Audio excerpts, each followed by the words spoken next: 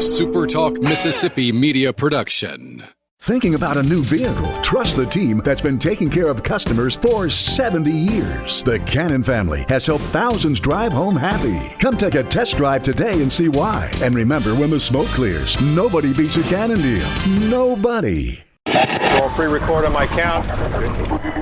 7, 6, 5, 4, 3, 2. Roll A, fade up on A.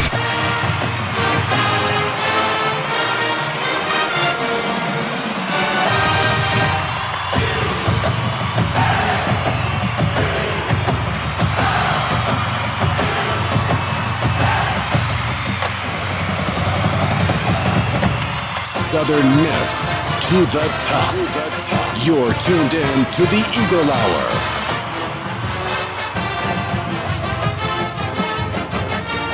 I was pleased. Kind of our goals were pretty simple. Come ready to go today. I thought they did. It was really hot. Knew it was going to be hot. Needed it to be hot. At one point, it was 126 on the turf, and I really felt like for the day, they tried. They tried to play hard. I'm sure some of it's going to be ugly on tape and sloppy, but nobody griped, nobody complained. I thought guys tried to give us what we wanted. We didn't have a lot of undisciplined penalties. Turnovers was the biggest key. You want the defense to create them, but you want the offense to protect it. So I'm going to lose either way. But some really good teaching moments and enough positive on both sides to be excited about, just the ability to create some stuff, and we just got to clean up the rest. But overall, we didn't have any significant injury. Nobody significant, just bumps and bruises, and that's really, for that many plays, that's my biggest key, is to get a good work day without losing anybody. All right, football is well underway. That's Blake Anderson following Saturday's live scrimmage at the Rock. Welcome to the SuperTalk Eagle Hour. We're broadcasting from the Southern Bancorp studio here in Hattiesburg. Bob, Dima, and Kelly. Opening segment of our show today, as it is every day. Sponsored by our friends at Movie Star Restaurant. Great buffets Monday through Friday, and on Sunday, of course, good dinner buffet and dinner menu on Friday night as well. Movie Star Restaurant, serving the Pine Belt for over 25 years. Dima, scrimmage number 1 under the belt. You heard what Coach just said. It was hot. Nobody got hurt, although there is an injury to report on the quarterback. But overall, your observations of this first live contact scrimmage. All right, I have 21 quick points. So if you'll spare with me. Dima. Or how much time do we have? Do we have 2 segments? As members of the media, are we allowed to ask you questions about your 21 points? Absolutely. Okay. Yes. So why don't I do 10 now? I'll do 10 points now. Get your thoughts, and then we'll do 10 in the next segment. Does that work? I know that's not 21, but I was homeschooled. Let's just not go back to the pre-show conversation that was taking place here. Yes. Right, we were talking about my strange addictions, and Kelly brought up a few he has. So that's all you need to know. Hope those mics weren't on. All right, first and foremost, Ethan Hampton injury. That is the biggest news out of the fall scrimmage, the first scrimmage that we saw. First thing to report on from him is he started the day with the ones. Okay, so he comes out and does exactly what they need him to do. He goes straight down the field on the defense. I mean, I'm talking like bam, bam, bam. He was 3 for 3, 34 yards. There was an RPO play right at the end of that drive where he steps back to pass. He gets the ball out to Steven Robinson at the running back, and his thumb hits one of the defenders' helmets. Now, they said, at the time, I didn't even know it had happened until about 3 drives later, when I'm like, where in the world is Hampton? Why is he not back in there? And then, we get our binoculars out. We're sitting in the press box, so we're looking, where is he? Like, we don't even see him on the sideline. And then we're like, that's not good. And about 30 minutes later, we see him coming out of the Duff Athletic Center with a towel over his head, no helmet, with a trainer. He comes out and, our initial thought was just heat exhaustion. I mean, it was hot out there. And he's not from Mississippi, so, I mean, it would be unexplainable. But then he's holding his hand in an awkward way, his throwing arm, and then a trainer comes over after he comes out of the Duff, looks at his hand and points towards the Athletic Center, and then they all 3 go back in, and we haven't seen him since the rest of the day. So we asked Blake Anderson about it, and he said that it was a minor contusion, and that the x-rays that they showed were negative, and that they expected him back soon. Now, important note, today at practice, I was there this morning at practice, saw Hampton there, no helmet, was in a ball cap, did not even touch a football, didn't even pick one up, which if anybody is familiar with this kind of injury, that is never a good sign, in my opinion. A couple of seasons ago in the NFL, that's a similar. Drew Brees. And Joe Burrow actually had this similar kind of thing where the thumb comes down on top of a helmet. And normally you wouldn't think that would be all that problematic, but at full speed, obviously it is. Yeah, when you can't grip the football, though, that's pretty big. Yes. And so we will see. I have not heard anything as far as surgery. That would be kind of worst case scenario. But when I did see his arm today, there was no noticeable wrap. There was no noticeable tape. So I think that's good news. The only bad news is that I didn't even see him pick up a football. Normally when quarterbacks kind of injured or throwing on, they're still kind of just tossing one around in their hands. They're always doing something. But I didn't even see him pick up a football. Now, second point.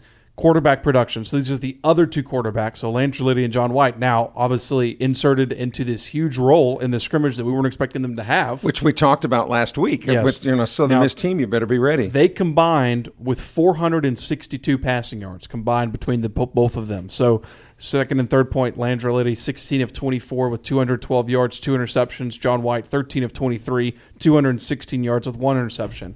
Biggest concern, and this is point 4. This is point 5.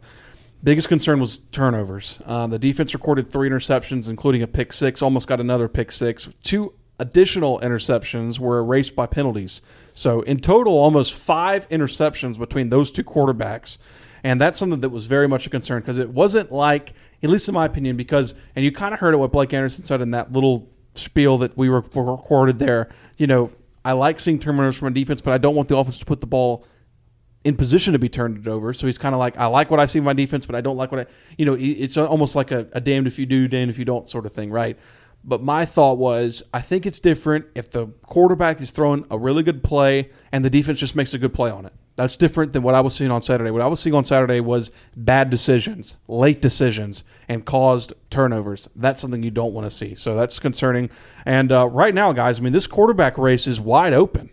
We all thought right now that Hampton was the clear front runner, and I think even if he's back for this weekend scrimmage, he's missed out on a ton of reps. And I don't know. I just don't know where that stands right now. So we'll obviously keep everybody updated on that. So any thoughts so far? Well, on the injury to Hampton, if that doesn't happen, my guess is that he's still your clear number 1. Yes. So this is all predicated on how severe the injury is. Right, but he's not getting the reps that he needs right now. So they play in 2 weeks. Would you throw him out there? Yeah, I don't know. And so, did you see a quarterback that you think could take the field in a real game and perform? No.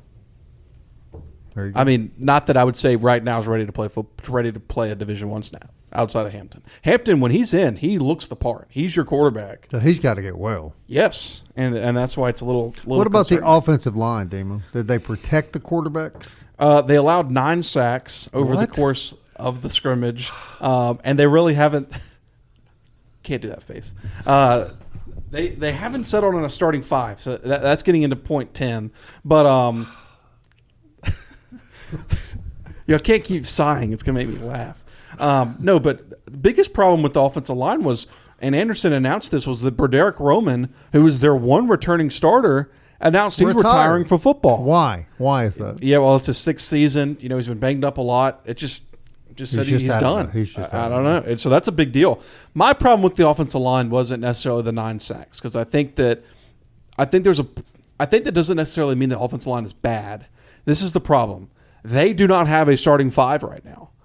So all throughout Saturday, almost every set of offensive line that was in there was a different offensive line. For example, you'll have, let's just say we 3 were offensive linemen. You'll have Kelly, Bob, Dima, and Joe, and whoever else. Yeah. And then the next line will be Kelly, Bob, Joe, blank, blank. And then the next line will be Bob, Joe. It's nobody the same, which to me is the reason why they allowed so many sacks, because here's the problem with that. You don't have any communication. You don't have any routine. You don't have any rhythm. And that's a big deal with offensive line, communication, rhythm.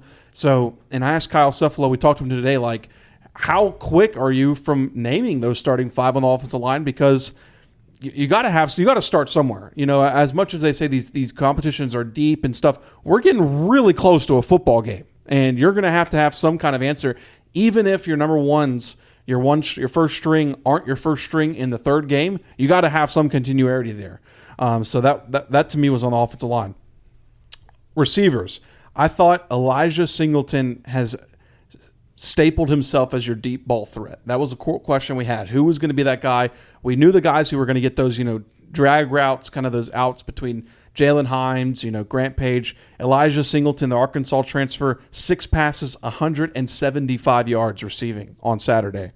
He had catches of 29, 49, and 66 yards. So to me, he's your deep ball threat, and the passes to him were good. The wide receiver room continues to look the best to me. Jalen Hines, 8 receptions, 81 yards, and Anderson said that Southern Miss could legitimately rotate 7 to 9 guys there. Davis Dalton, we got to go to the next scrimmage, but and the next segment, but really quickly on Davis Dalton. Hamstring injury for him. He did not play on this Saturday scrimmage, and he did not practice today. And that's obviously the injury that he's dealt with throughout his entire time here at Southern Miss. All right, when we come back, we're going to continue our analysis of the first full contact scrimmage with Southern Miss football. We'll be right back after this commercial message. Stay with us, everybody. SuperTalk Eagle Hour is on the air from the Southern Bancorp studio.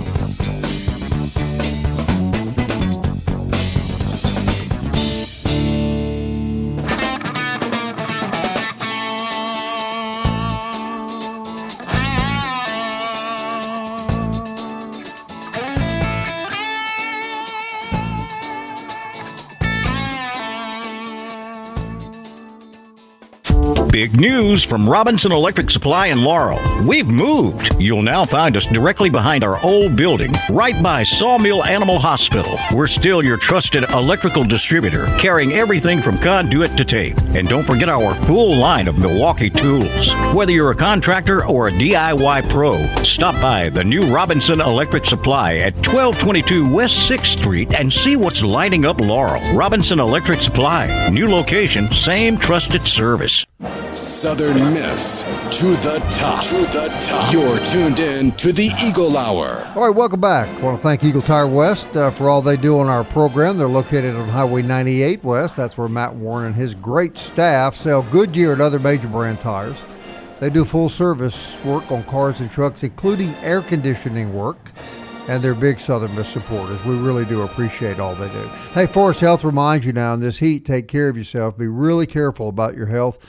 Be sure you get an annual physical, eat right, exercise, stay out of these dangerous temperatures, and if you run into problems, rely on Forest Health. They'll help you with expert medical care closer to home. ForestHealth.org, great medical facility. Very, very lucky to have them. And it has come to my attention, Bob, that beer is not a form of hydration. It is not, Kelly. Okay, no, it is not. That's good to know. I've never understood how people can get out in 100-degree weather and drink beer. I mean, it just doesn't make any sense to me. Well, 1 or 2 or 6. Yeah. But after that, you really do need to start thinking about good Well, you stuff. can hear that good medical advice from Kelly again later today on the Super Talk Eagle Hour podcast, where he's telling you it's okay to drink beer in 100-degree weather.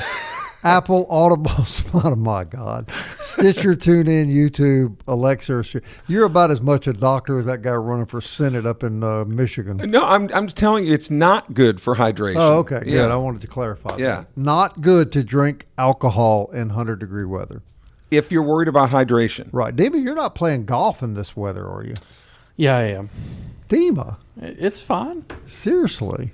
I played yesterday at about 3:30. I happen to know he has a significant life insurance policy. Do you? Yeah. Yeah.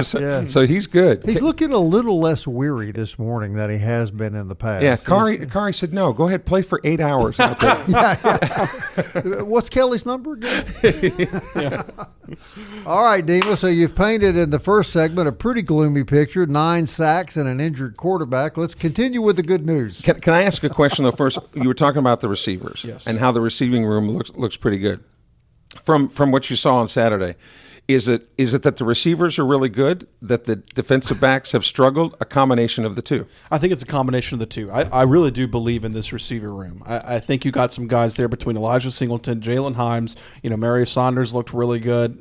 If Davis Dalton can come back, that it just sucks for him because he's the guy who returned here.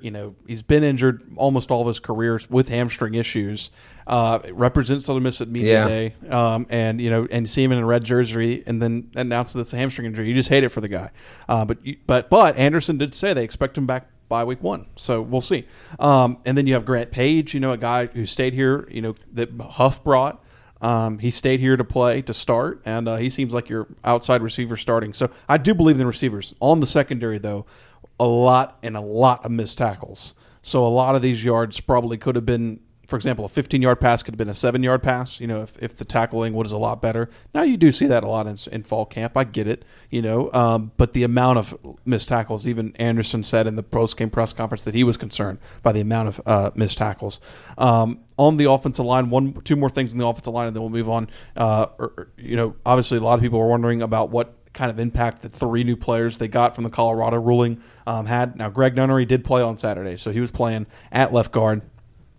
Which last year they tried to play him at left tackle, and he's just not built as a left tackle, so they're going to move him inside the left guard. So that's interesting. Alawi Maui is also back. He did not play in the scrimmage, but he is back on campus, and I saw him this morning without a red jersey on. So he was participating in offensive line drills. Jameer Lewis made an immediate impact. He got in for one play. He came in. We were like, oh, there's Jameer Lewis. He's playing, and he got a sack. Blew it up immediately. Yeah. And like I said, if he can be back to even 75% of what he was last year, he's probably automatically their best defender. I thought the defensive front 7 in particular, that was a big problem coming out of the spring, and they went out and got a couple new linebackers, Tyler Lassiter especially, in the linebacker room. I thought that front 7 looked the best that I've seen that front 7 look. Like I said, they disrupted the offensive line, 9 sacks. They also did not allow the rush to really get going at all.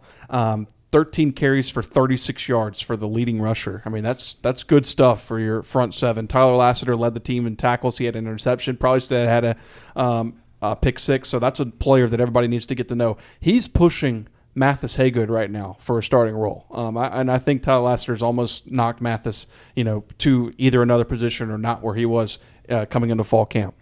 The running game was quiet, like I said. Another interesting thing is this during the whole camp, and we're 10 practices in now, the team has not ran any red zone work at all.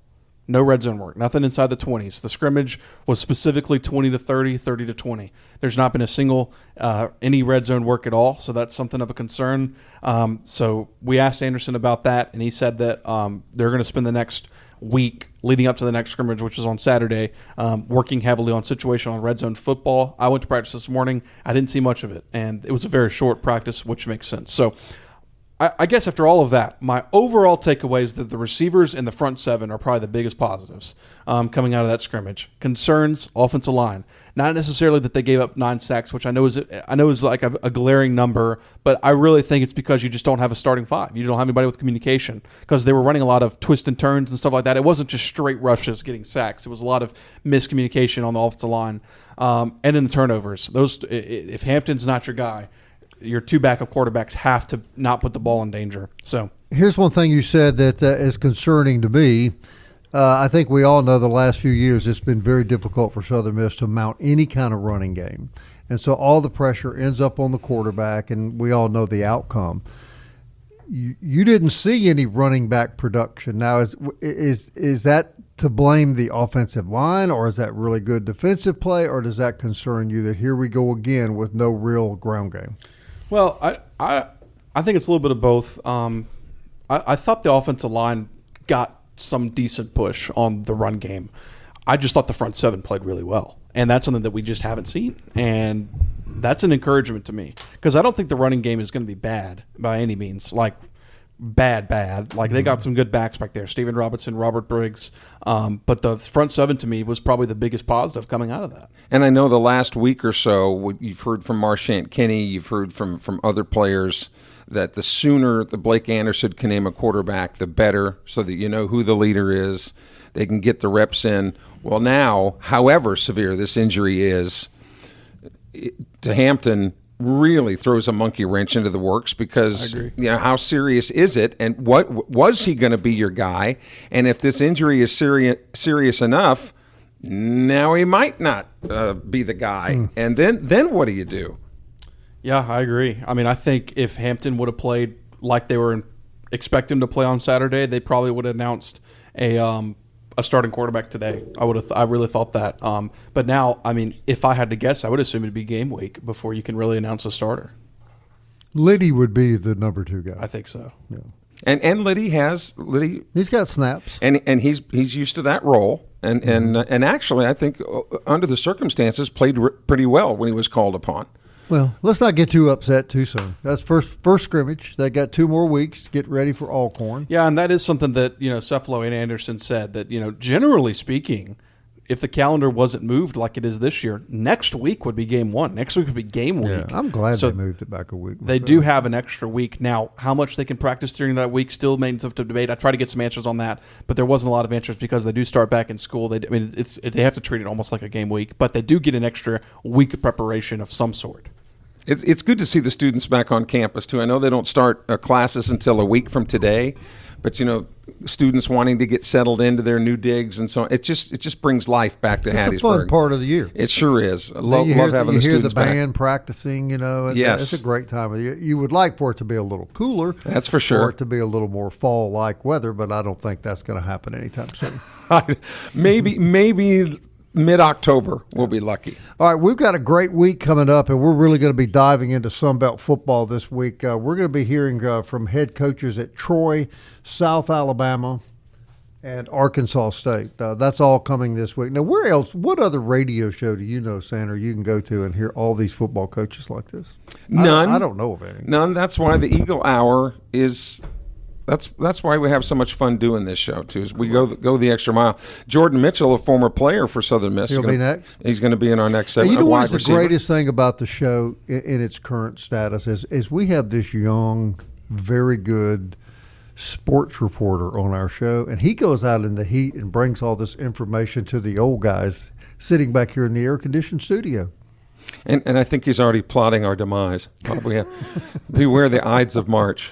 He's got the youth and the energy. You and I used to do this kind of thing, but those days are in the past. Yeah, we talked about how Dima, he and his colleagues will be out there now every Friday nights, Thursday nights, and some of these weird Tuesday night games. Yep. That they'll be out there, but you're accurate, Bob. You and I both did that when we were that age. We can't imagine doing it now. But that's why we have Dima. Everybody kind of, and we're glad to have. That's for sure. All right, as we head to the break, Jordan Mitchell will be up next on the Eagle Hour. MCS Home Center reminds you it may be too hot outside right now to do a lot of home remodeling, but whatever you need, whether it be outside or inside, they have the supplies and the materials you need. MCS Home Center is located in Bellevue. It's Hattiesburg's new improvement home center. Local folks eager to help you. 7329 Highway 98 West. Now, here's something you could do on a hot day. You could go by Mobay Beignet Company, get a cold coffee and some delicious beignets with white sugar on top. That'd be a good heat afternoon treat. Mobay Beignet Company. When we come back, Jordan Mitchell on the Eagle Hour.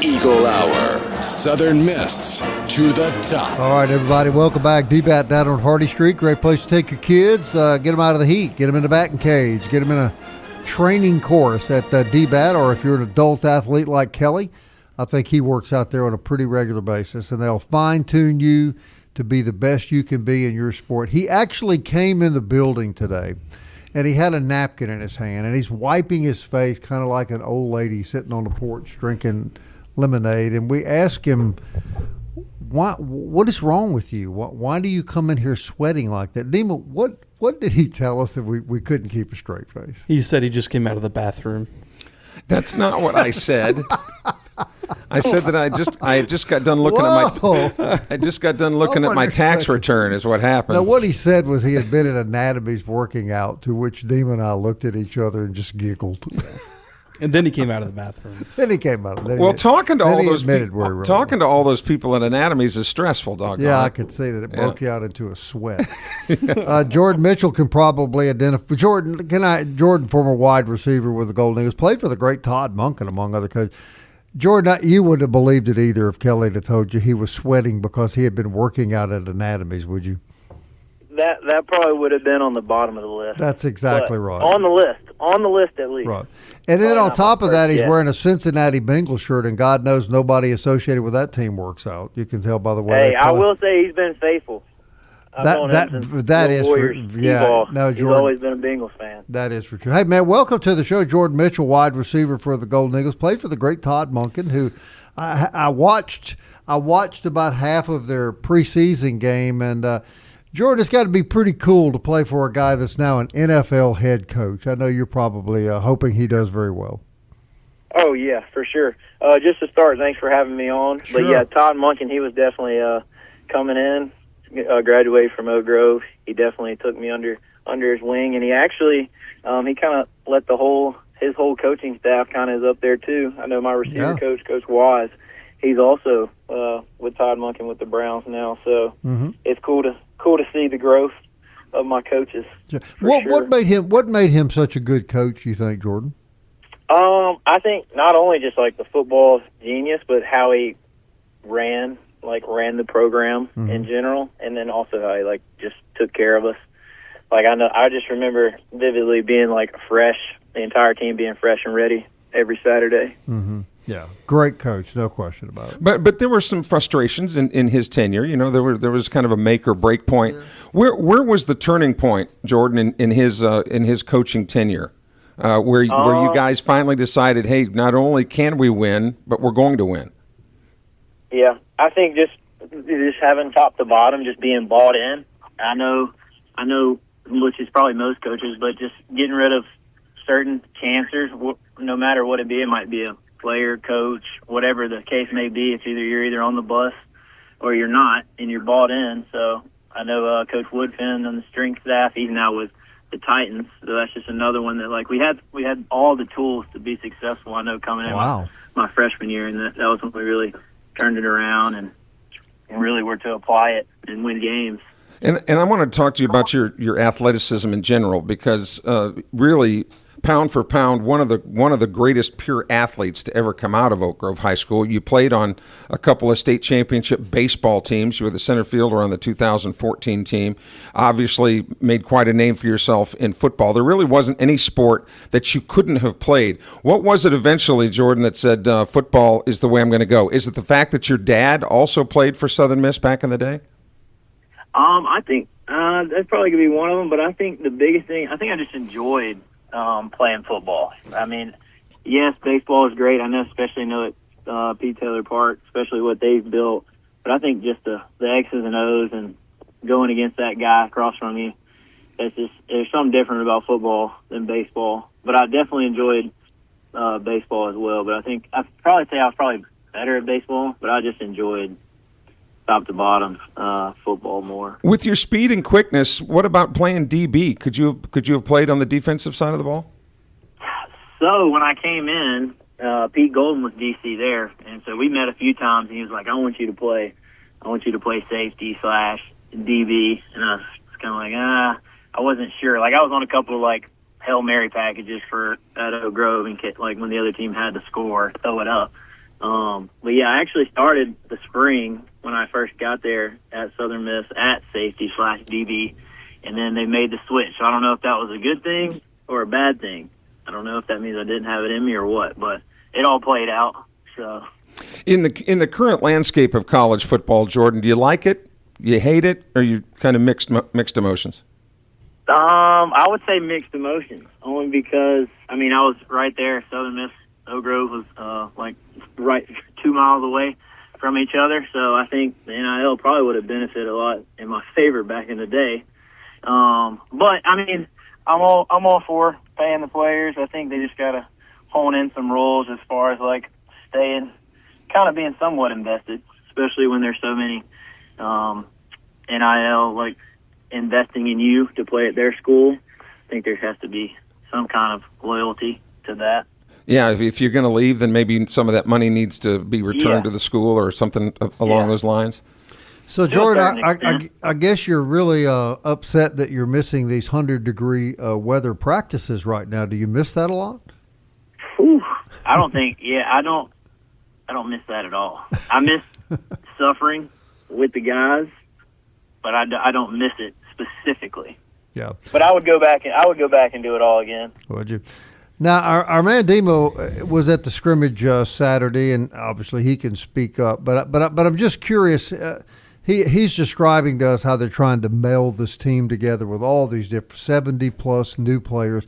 Kind of put in perspective how hard that will be, and that will, in fact, it just takes some snaps, some game snaps for these guys to get to where they're comfortable around one another and performing at their maximum.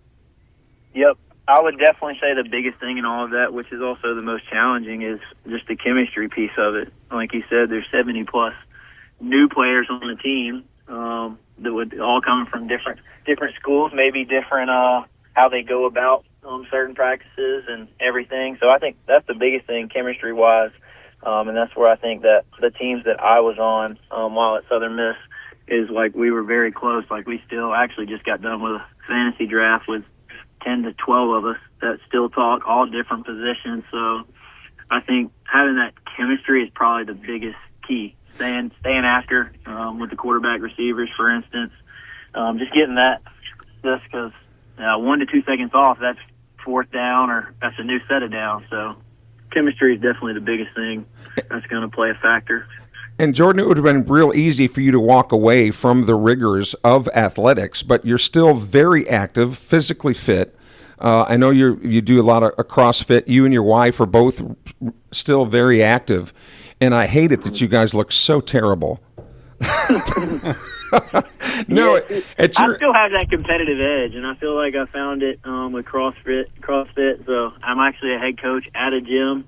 So everybody I see is looking to get better. So I'm kind of on the other side of it too. So I just love seeing. That's kind of my life motto, and our family's motto is just 1% better, physically and spiritually. So what's the difference between being the player side and the coach side now? What's the difference? I don't have to suffer as much when I'm on the coach's side. I'm just telling them. You tell what them to to do. So, but I always try to get the workout in so I can relate and tell them, hey, this probably isn't going to feel the best. Just know it only lasts this long, and it's for your own good. And you've got two beautiful daughters, Jordan. What if they ever came up to you and said, "Dad, I want nothing to do with sports"? I feel like I would be hurt, but I feel like they're gonna have to do something. Like Coach Hobson was big on like football. Yeah, football is football, but it teaches you so much about like life in general. And things aren't going to go your way. They are going to go your way, but you still gotta wake up every day and get after it. So they'll play something. They got to play something to learn some of those life lessons. Discipline and being accountable to other people, etc. Yep, exactly right. Well, they don't have an option with my mom. She'll get after them. I'll just send them to her house. Well, Well, you said that in football, sometimes things don't go your way. We're hoping that this year there will be more things that go our way than not. But you just never know. You looking forward to football season? Oh yes, sir, for sure. I'll be there September 5th. Alcorn. I know we got a big alumni, so looking forward to seeing a lot of the guys that I haven't seen in a while and talked to.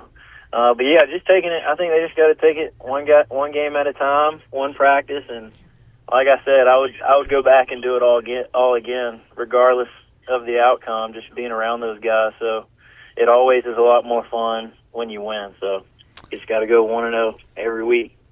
All right, Jordan. We appreciate your input, man. We're always good to hear from you, and we thank you for coming on the radio program today. Yes, sir. Thank you all for having me. All right. Enjoy the rest of y'all's day and week. Same to you. Southern Miss to the top. Former wide receiver Jordan Mitchell on the SuperTalk Eagle Hour. When we come back, we'll wrap things up, news and notes, as we head into the end of the first day of the week. As we do, want to remind you about DBAT down on Hardy Street. Great place to go for baseball, softball training, sports training for adults, any kind. DBAT, Hardy Street, great facility. Lucky to have them. SuperTalk Eagle Hour continues next. Stay with us.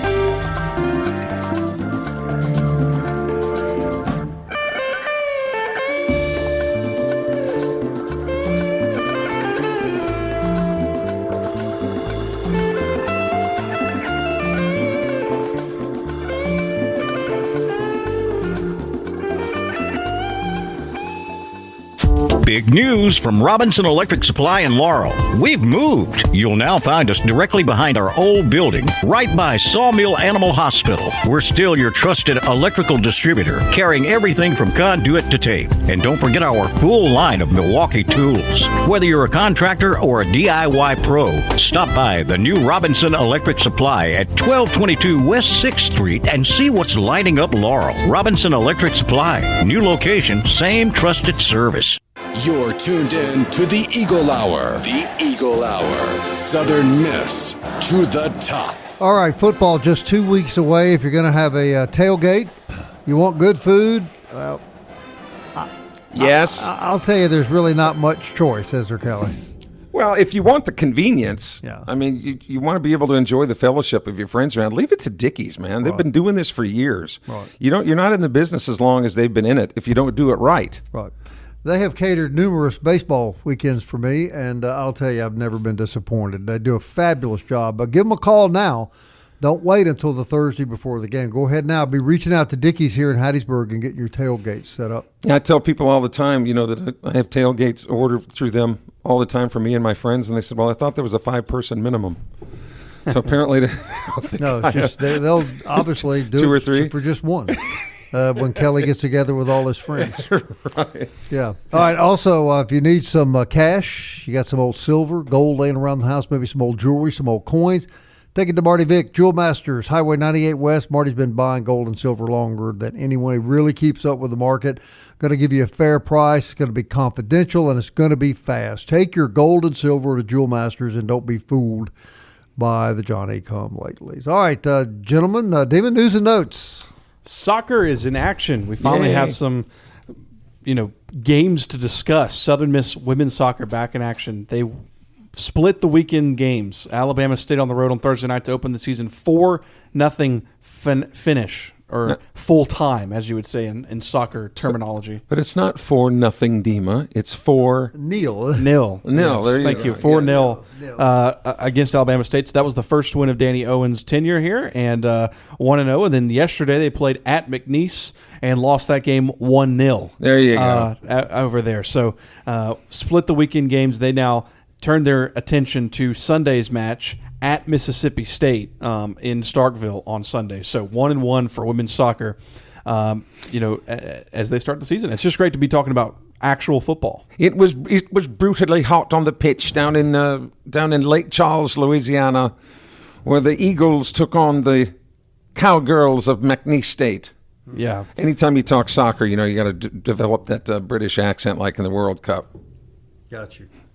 So next Sunday against Mississippi State. All I can say is, we've been talking about football being hot. Oh, my gosh. I mean, they're playing these games at 1 in the afternoon or something like that. And they never stop running in soccer, I'll say that. Yeah, exactly. There's some tough ladies out there. All right, the AP poll, the AP preseason poll is out. And no mention of Tulane, by the way. No, I'm just kidding. No mention of Tulane, no Memphis. Ohio State, number 1. Oregon, number 2. Georgia, number 3. Notre Dame, number 4. Texas, number 5. Indiana, 6. Miami, 7. A&M, 8. Ole Miss, 9. And Oklahoma, 10. That's the top 10. Could you of the cram a Oklahoma. few more SEC teams in that top 10? Well, if you really tried. Or Big Ten. Well, there's only 4 SEC teams. And I don't think an SEC team got a first-place vote. I do see Miami's, ACC? 7, yeah. How Okay. in the world is Indiana the 6th-ranked team in the country? Because they won the national championship last year. Well, no, he's saying they should be ranked higher. Yeah, I'm yeah, sorry. not lower. Yeah, I think they should be number 1. And if you take that AP poll and transfer it into popularity of who wants to see who play, Ticketmaster put out a little quiz this morning that the 3 highest tickets. Now, just say you don't have any tickets and you just want to buy one. I'm going to guess 1. To go to a college, some of the big college games this year. Which ticket do you think would be the most expensive one to buy? LSU Ole Miss. That's on the list, but it's not number 1. That is number 3. Ohio State, Michigan. That is number 1. Yeah. Ohio State and Michigan. Is that game in Columbus? It is. Okay, it's in Columbus. Because, again, it is the best rivalry in college football. As much as people don't want to talk about it. How big are the ticket prices to Alabama Auburn? They probably weren't in the top 10. I did not know because they just listed the top 3. The second one is the Red River rivalry. Okay, I was about to say Texas, Ohio State, Texas and Oklahoma. Okay, I can see that. That's always a big rivalry too. Yeah. You usually played at the Cotton Bowl, I think, for years. Yes, they do. They still do that. Okay, yeah. And that should be a good game this year. They should both be in the top 10. You talk about 2 schools that hate one another. Oklahoma. My son's a graduate of Oklahoma. There's no love between Oklahoma and Texas. Let me tell you. Average ticket price for LSU and Ole Miss. $500. No, actually, it was $327. See, that's not that bad. I just don't. I mean, I'm just saying. That's not. How much is he getting paid to do this show, Bob? In retrospect, for big college football games, that is not terrible. I'm just saying. This is why I don't go to big college football games, I guess, because I'm not paying $350. Well, there's the tickets, then there's the fees, concession prices, parking, and then there's the fact you can watch it at home, hotels and motels, and you can watch it at home in the air conditioning, where it's not going to be 128 with Dickey's barbecue. Yes. All you can eat. Yeah, that's right. All you can eat. Well, I've been waiting for Miss Angela's chicken and dumplings, but do we have to wait now until she sings? Is it true? I think it is. That's what he was sweating about. Yeah, he was worried about that. Is this where she? It's a little further. Got to wait one more little round. I can't. Oh, okay. I can't do it. Yes. Now, bumper music's about to Steve start. Miller's messing me up. Kelnack will be here in a couple of weeks with his football previews. He better be. Yes. Because we've been plugging the hell out of it. Yeah, a lot of pressure. All right, we're going to take a look at Troy tomorrow. We continue our countdown. So we'll have the head football coach at Troy on. We're going to have great guests for you all week. And we're glad you join us every week at 1 o'clock. Southern Miss. To the top.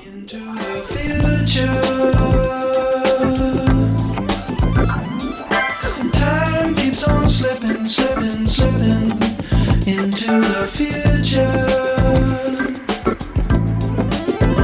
I wanna fly like an eagle to the sea. Fly like an eagle, let my spirit carry me. I want to fly like an eagle till I'm free. I go through the revolution. A SuperTalk Mississippi media production.